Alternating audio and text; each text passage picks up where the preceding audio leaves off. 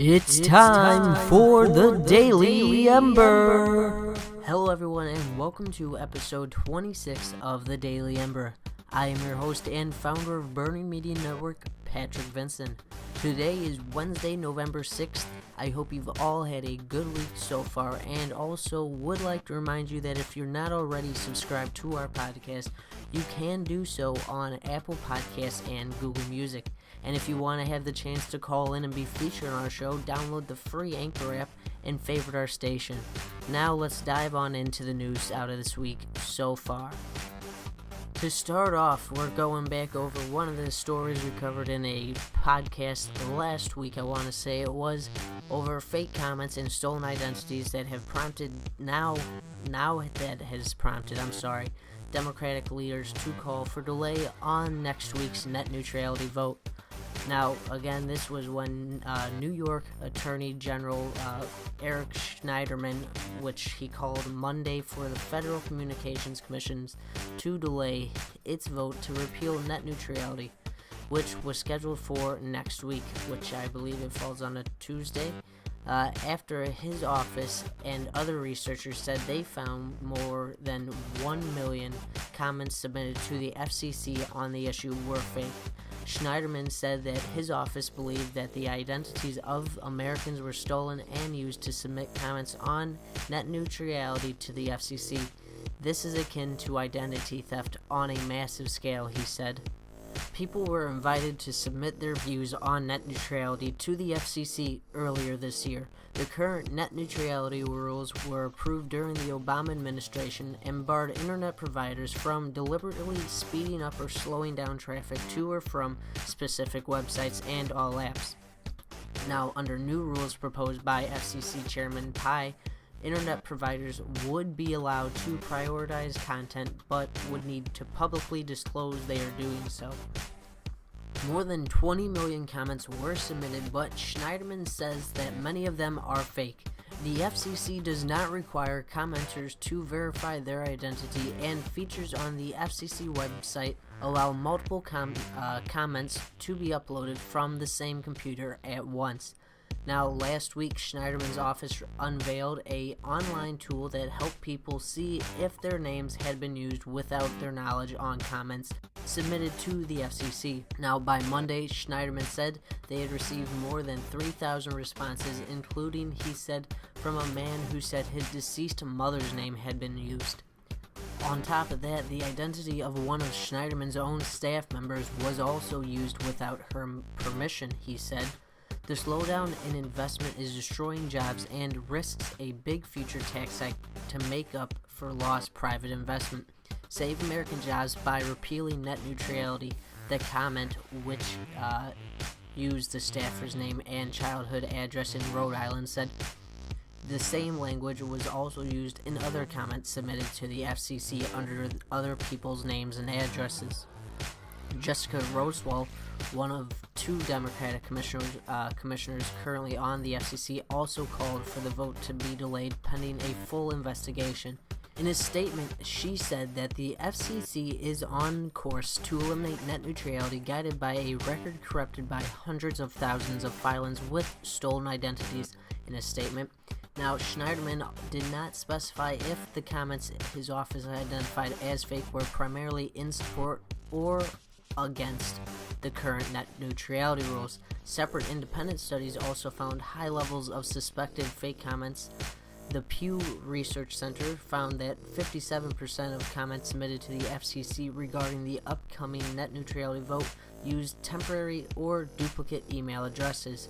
A report commissioned by Broadband for America, which is backed by major telecommunications companies including AT&T and Comcast, found that vast majority of personalized or unique comments, that is, the comments least likely to have been faked, were in favor of the current net neutrality rules. AT&T is in the process of acquiring Time Warner, which is CNN's parent company. The study found 1.52 million comments with language that only appeared once in the FCC database in favor of the current rules, and only 23,000 against. Presumably, these comments originated from individuals that took the time to type a personalized comment. Although these comments represent less than 10% of the total, this is a notable difference, the report noted. Separately, Monday, more than 24 Democratic senators also wrote to the FCC calling for the December 14th vote to be delayed until a review of submissions take place, citing the findings of Schneiderman's office and other researchers that the senators wrote. These reports raise serious concerns as to whether to record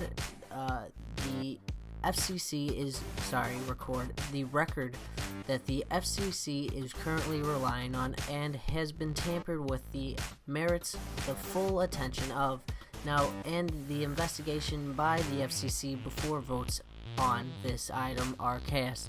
At a press conference Monday, Schneiderman said that the FCC had for months been unwilling to provide records necessary to investigate the alleged fake comments further, but that on Monday the FCC indicated that it would assist with the investigation. A spokesperson for the FCC Chairman Pai, a Republican who backs overturning the current rules, said in a response to Schneiderman's comments on Monday, "This is an attempt by people who want to keep the Obama administration's heavy-handed internet regulations to delay the vote because they realize that their effort to defeat the plan to restore internet freedom has stalled." The spokesperson said that Schneiderman had not identified any of the fake comments that were used as part of Pai's proposal.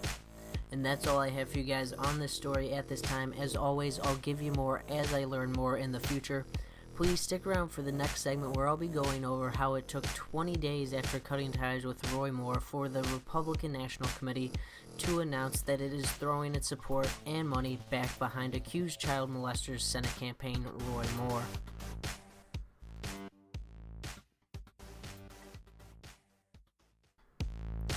And next I'll be going over how there was a point at which it seemed the Republicans had finally found a line that they would not cross when it came to Alabama Senate candidate Roy Moore.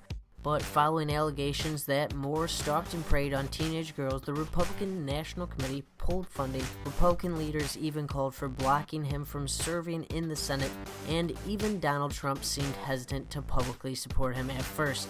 Well, not anymore. On Monday, Trump fully endorsed Moore, and before the day was over, the rest of the GOP was tripping over itself trying to justify supporting an accused child molester. Just 20 days after the RNC withdrew funding, reports the Daily Beast, it is opening its coffers once again and offering more funding. The Republican National Committee is jumping back into the Alabama Senate election on behalf of Roy Moore, an RNC official confirmed to the Daily Beast. The news was first reported by Breitbart. The decision by the committee to put money and staff behind the Moore campaign comes hours after President Donald Trump formally endorsed the Senate candidate who has been accused by multiple women of having sexually preyed on them when they were teenagers. The Republican Party is, as ever, completely unable to stand up to Trump and instead takes its every cue for him. Now, Republicans who a mere week ago, remind you, were condemning Moore for getting himself banned from the local mall and YMCA due to his repeated leering on underage girls are suddenly willing to stand by his side while he spews venom and lies about the women who allegedly he molested. Now, the reversal is a glaring testament to the GOP's complete inability to detach itself from Trump's brand, who himself has a list of accusers a mile and a half long. If Republicans manage to push Moore over the edge to victory, their image will forever be tainted, and come the 2018 elections, that will only give Democrats more power to overthrow them. Now, helping an accused child molester win a seat in the world's greatest deliberative body is about as depraved as it gets, but to put yourself on record opposing such a candidate only until no one is looking is a new level of coward. Now, that's all I have for you guys currently on this story. As always, I'll give you guys more as I learn more. Please make sure to stick around for the next segment where I'll be going over how environmental groups are now suing Trump for reducing national monument sizes.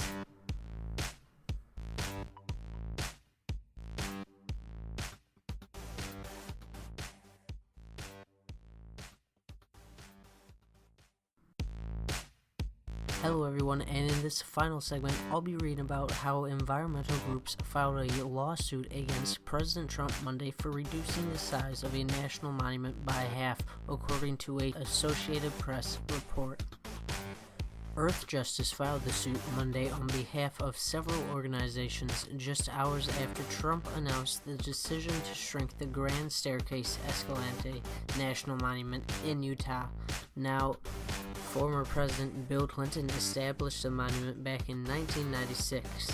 Trump's order nearly half the size of the monument, reducing it from 1.9 million acres to 1 million acres. Some people think that the natural resources of Utah should be controlled by a small handful of very distant bureaucrats located in Washington, and guess what? They're wrong. That was from Trump in a statement during his announcement. Now, the families and communities of Utah know and love this land the best, and you know the best how to take care of the land. Trump said that he was also reducing the size of the Bear Ears National Monument in Utah. And on top of that, the Navajo Nation has also promised to sue Trump over the decision to shrink Bear Ears, and outdoor retailer Patagonia also said it would take legal action against the Trump administration. That's all I have for you guys on this story at this time. As always, I'll give you guys more updates as I learn more. That's all I have for you guys on today's episode. I hope you enjoyed what I went over today. Please make sure to follow our official Daily Ember Instagram page, and also don't forget to hit that subscribe button if you're listening to us on Apple Podcasts or Google Music. If you'd like to support our show, please make sure to check out our Patreon account at patreon.com/thedailyember. Also, this Friday's episode will be featuring a special guest, Ron Baclone, who co-hosts The Jimmy Dore Show and is also from the Young Turks Network. So please make sure to check that out. We'll be talking about net neutrality and other internet censorship issues. So it'll be a fun discussion, and also have a great day.